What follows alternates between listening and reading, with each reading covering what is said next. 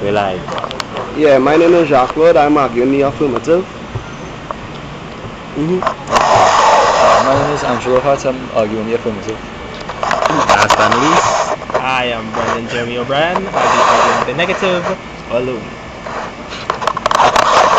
with some help by Devon and Akil if needed. Yeah, The moot. the Mutas, Israel are the oppressors in the war between Israel and Palestine, in the conflict between Israel and Palestine. And well, I'll be starting with the first round. Alright, cool. So let me put you a scenario here, right? America, contemporary America in the 21st century. The setting is they have this group of American Indians who previously inhabited America a thousand years ago peacefully, but and a large population of them exists, like say in the Caribbean, right? And they have the religious doctrine and whatnot. And the religious doctrine asserts that they, in the last days, will have a home place for themselves. So they approach America and say, listen people, the truth is we have been living here before y'all came, before Britain came and colonized there and shoot us down and make us move out. We went to the Caribbean, we moved across, we built up a little power.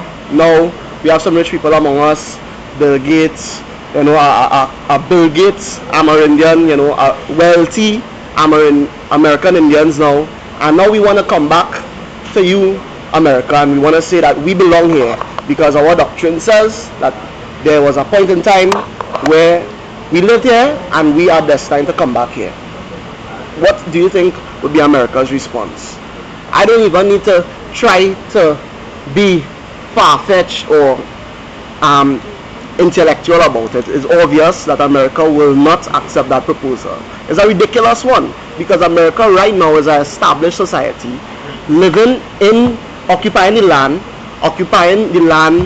for hundreds of years, and doing so have their civilization going and have been succeeding at that.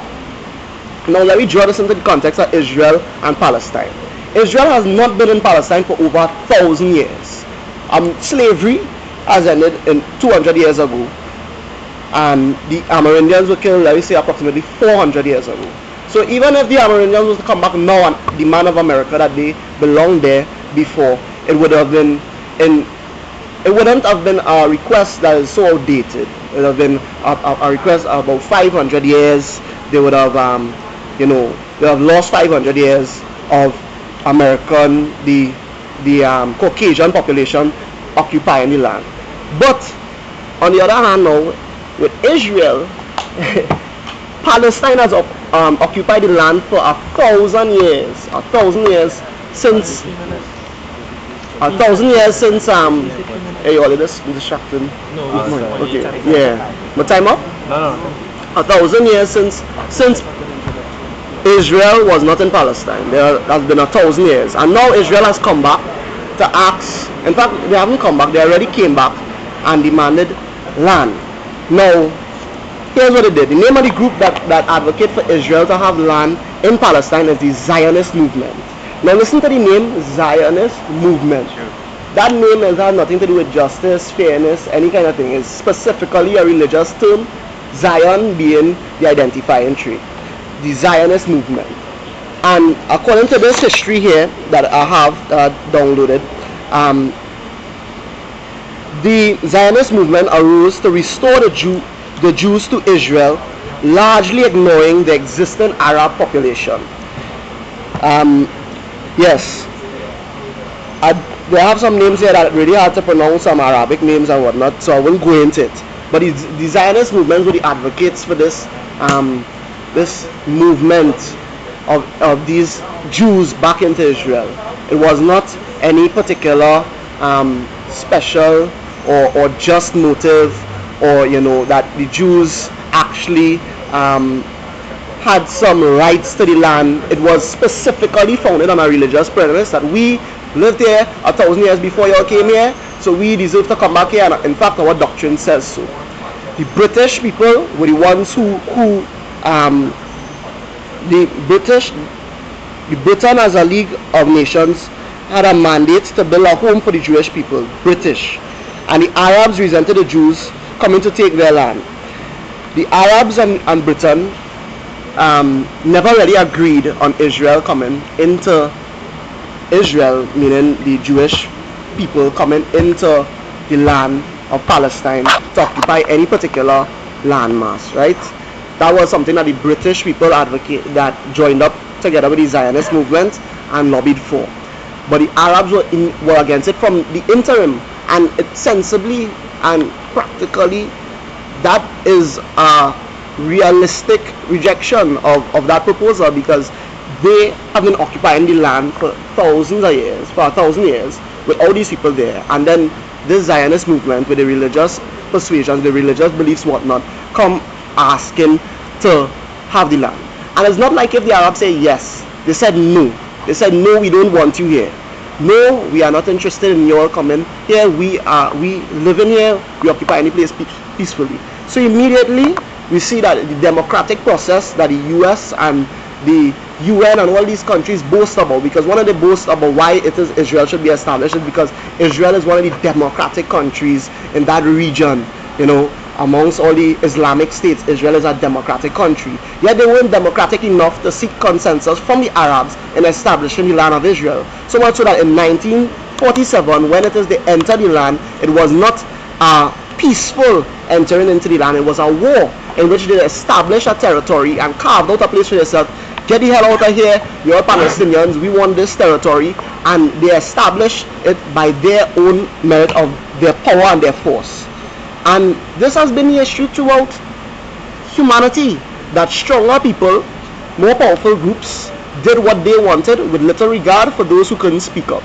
If Palestine was a wealthy nation, if Palestine had a lot of resources, it would not have been an issue. But Palestinians are not as wealthy as the Jews. In fact, I'm going to bring an example and show you why it is this Jewish movement was able to succeed. Jews own Coca-Cola, the Coca-Cola company.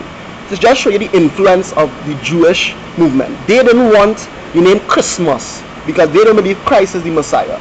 So they started the culture of X, putting X in front of Christmas, Xmas, and happy holidays. That's why you see Coca-Cola and all the advertisements have happy holidays. Jews own Toys R Us and several other big companies. Albert Einstein was a Jew, was of Jewish descent. You can see they are a very powerful group of people. And just as the example I raised with the Coca-Cola company, they have been just editing history, editing traditions, changing things to suit them. They feel uncomfortable with the name Christ in Christmas, so they put Xmas and they commercialize the holiday, you know, and seasons, greetings, and Christmas now, saying Christmas as a greeting has now become taboo. And this shows you the attitude and the mentality of these Jewish people, the people that we have been dealing with. So basically what I am saying is every war preceding that, the conflict with Palestine and Israel, must first look at how Israel got there in the first place. I don't care if Palestine attack using terrorist mechanisms against people who are far more advanced than themselves, who have nuclear weapons and whatnot, because in the first place they never agreed for Israel's existence. They don't have to sign any treaty. They don't have to say, hey Israel, we want peace with you, because there has never been a time in history where it is they wanted Israel to be there, and there has never been a time in history where Israel asked and gave them the opportunity of denying their presence in that region. So therefore, I think just from the interim that this whole situation could be blamed on Israel and their aggressive and non-diplomatic manner in doing things. I don't see how in any circumstance anyone could support them as saying that Palestine, just because they're using terrorist mechanisms and whatnot, and the suicide bombings, that these Palestinians are being unjust. If it is somebody came here, some Islamic people had a doctrine and they say that they were supposed to occupy Trinidad and they came here, I'd have probably been a bomber, a suicide bomber, and I'd have walked in somewhere and blow up something just so we could have our society function in peace. When we start to condone this kind of thing, the bigger person just marching and yeah. marching and take away the rights of other people and make them a subordinate group, then we can never have a peaceful world. We will never have the world that we envision, and it is a barrier to any progress of humanity. So Brandon, you could explain. Brandon. Brendan. Okay, well, they get 10 minutes. I'll tell you in 8 minutes. Alright.